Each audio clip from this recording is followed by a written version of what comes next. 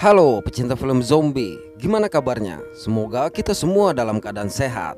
Mimin ucapkan selamat datang kembali buat kawan-kawan yang sudah meramaikan channel ini. Dan buat yang baru pertama kali berkunjung, Mimin ucapkan selamat bergabung. Mantap. Pada kesempatan kali ini, Removie akan mendongengkan sebuah series zombie berjudul All of Us Are Dead yang rilis pada tahun 2022 dan berasal dari Korea Selatan. Oke, tidak perlu panjang kali lebar lagi, langsung saja. So, kita buka pintu teaternya. Pada suatu malam di atap sebuah bangunan, terlihat beberapa siswa yang tengah membuli kemudian menghajar seorang siswa lain. Cukup lama dihajar, tiba-tiba dari wajahnya keluar urat berwarna hitam. Dari situ, sejenak menggeliat, siswa ini menyerang mereka balik seolah tidak merasa sakit. Hingga akibat mencoba menerjang, dia terjatuh dari atap bangunan. Beberapa jam kemudian, terlihat seorang pria bernama Lee Byung-chan mendatangi sebuah rumah sakit dan dengan diam-diam memasuki ruang emergensi di mana siswa bernama Jinsu yang ternyata anaknya ini sedang dirawat. Di sini dalam kondisi sekarat, Jinsu berkata dia sangat ingin menghabisi para siswa yang menghajarnya tadi. Akibat emosi, mata Jinsu yang awalnya jernih berubah menjadi merah dan berusaha bangkit. Bahkan mencoba menggigit tangan sang ayah yang menghentikan dia. Melihat Jinsu yang semakin tidak terkendali, maka Byung-chan segera mengambil sebuah Alkitab. Lalu setelah meminta maaf, sang ayah terpaksa menghabisi anaknya tersebut tanpa ampun. Kemudian Byung-chan menyeret tubuh Jinsu menggunakan sebuah koper. Sampai di suatu tempat, akibat terlalu berat, maka Byung-chan sempat terjatuh. Mendapati tangan sang anak keluar, dia mencoba memeriksa nadinya yang ternyata tidak berdenyut sehingga membuat dia merasa lega. Tapi sejurus kemudian, tiba-tiba tangan Jinsu tersebut menangkap erat tangannya. Lalu terlihat pula Jinsu yang berusaha keluar dari koper itu. Beberapa hari berselang di sebuah sekolah bernama Hyosan. Para siswa terlihat tengah membersihkan sekolah mereka dan beberapa di antaranya melakukan aktivitas normal seperti biasa. Pada waktu yang sama di sebuah lab, seorang siswi bernama Kim Hyun-ju yang baru saja terbangun tiba-tiba mendengar sesuatu sehingga mencoba memeriksa. Karena tidak melihat apa-apa, dia berniat pergi. Namun suara tadi kembali terdengar dan berasal dari sebuah kotak.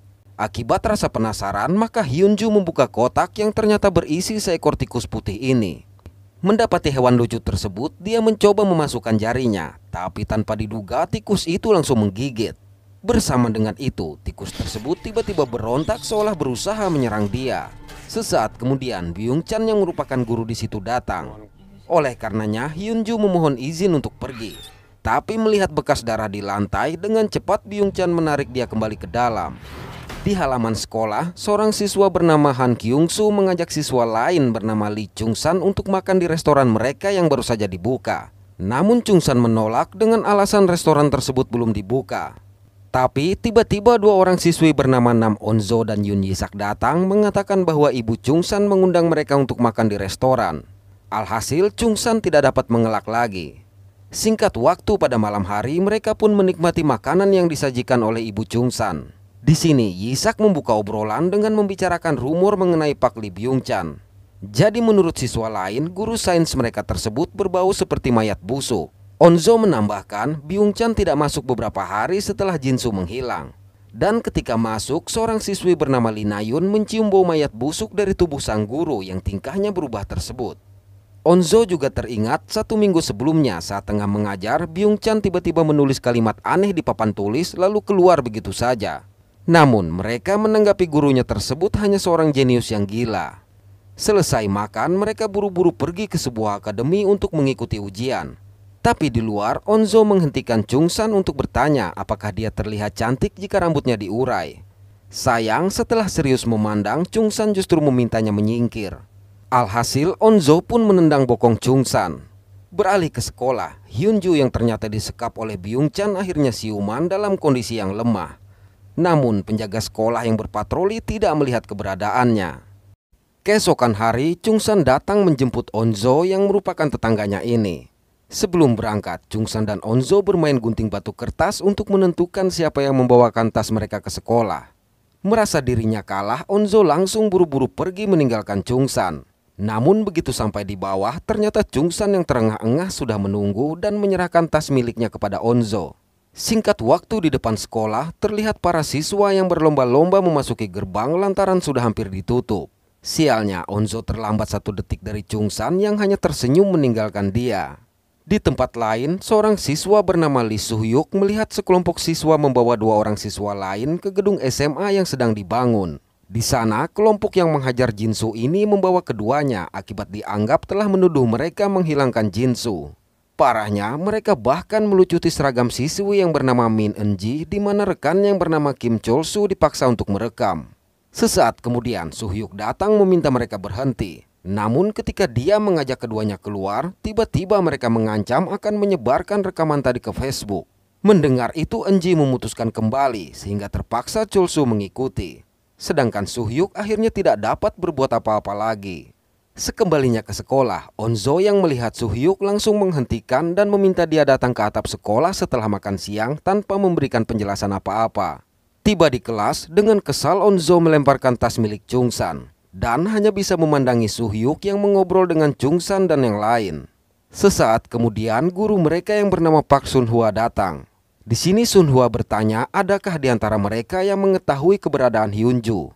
Lantas seorang siswa mengatakan bahwa kemarin dia bersama dengan Hyun-ju membersihkan lab science, namun sejak itu tidak mengetahui lagi keberadaannya. Lalu berdasarkan informasi dari siswa tadi, Sun-hwa menemui Byung-chan. Tapi Byung-chan mengaku tidak melihat Hyun-ju.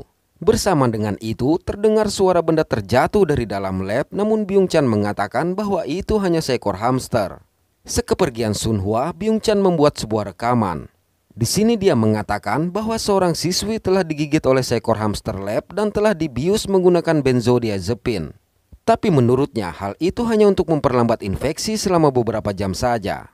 Melihat Hyun-ju yang mulai berontak, Byung-chan kembali menginjeksi dia.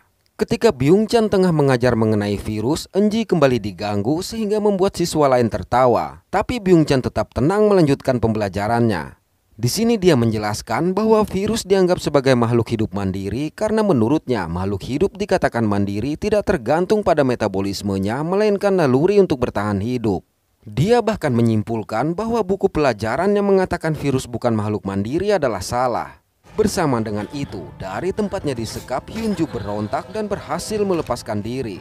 Di ruangan lain, seorang siswi bernama Hae-soo yang merasa kurang enak badan memohon izin ke toilet kepada Sun-hwa. Sesaat kemudian, tiba-tiba Hyun-ju yang berlumuran darah masuk ke kelas sehingga membuat mereka semua terkejut. Lalu dalam kondisi sangat lemah ini, Hyun-ju mengatakan bahwa guru sains telah menyekap dia. Mendengar ini, sontak membuat mereka kembali terkejut. Namun melihat kondisinya, maka Sun-hwa meminta Soo-hyuk menggendong Hyun-ju menuju ke ruang UKS. Dalam perjalanan, Hyun-ju yang mulai berubah ini mencoba menggigit leher Soo-hyuk.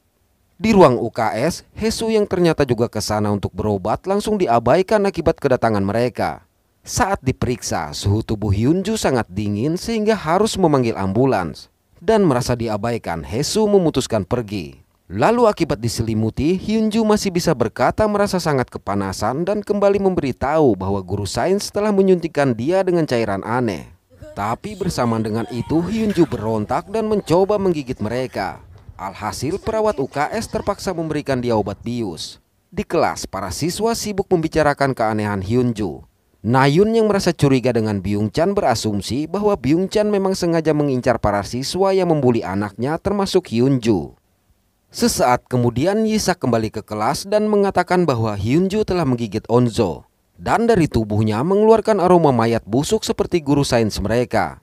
Mendengar itu, Chungsan memutuskan pergi ke ruang UKS. Sayang dia tidak menemukan siapa-siapa karena ternyata Hyun-ju sedang dimasukkan ke dalam ambulans. Di sudut lain, Onzo juga tengah dirawat oleh sang ayah yang merupakan petugas rumah sakit. Dan karena terburu-buru, ayahnya meminta Onzo menghubungi jika terjadi sesuatu. Kemudian Sun-hwa meminta Onzo dan Soo-hyuk untuk merahasiakan hal ini dari yang lain dan meminta mereka kembali ke kelas. Dalam perjalanan, Soo-hyuk meminta Onzo memberitahu alasan dia mengajak ke atap setelah makan siang.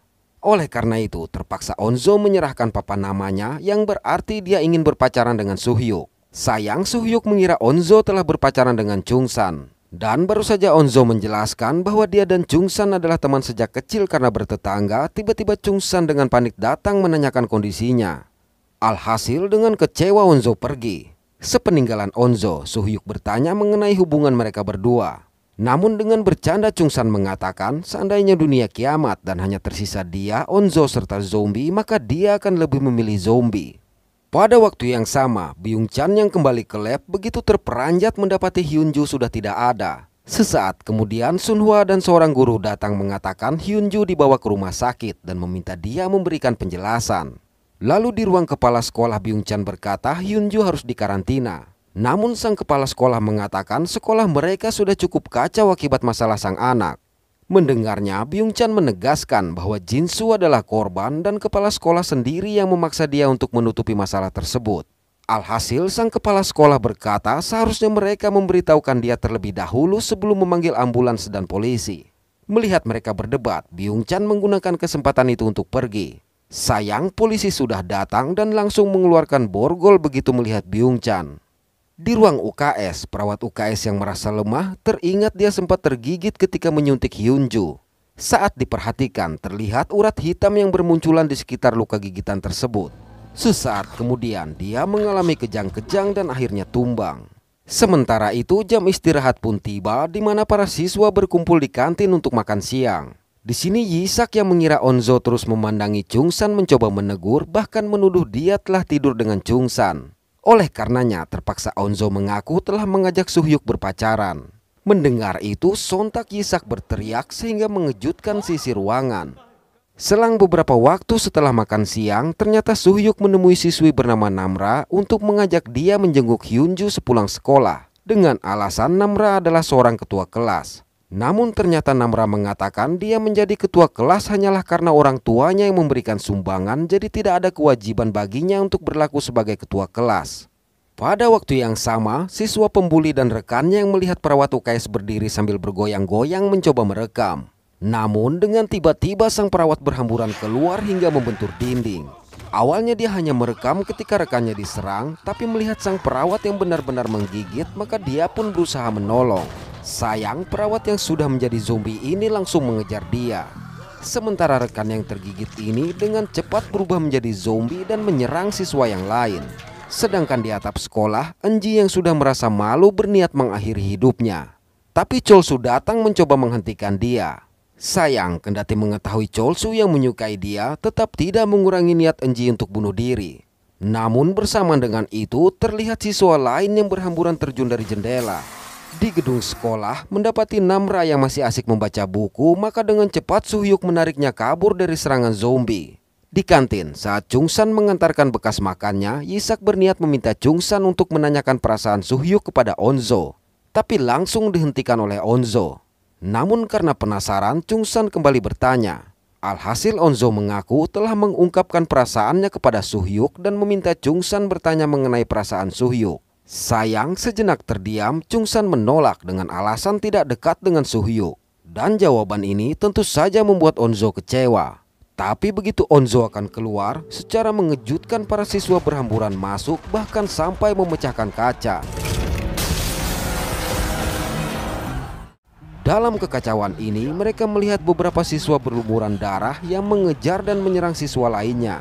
Parahnya lagi, Onzo hanya terpaku saat siswa yang sudah menjadi zombie ini meraung di atas dia. Oke, terima kasih sudah menonton sampai pada akhir episode 1 ini.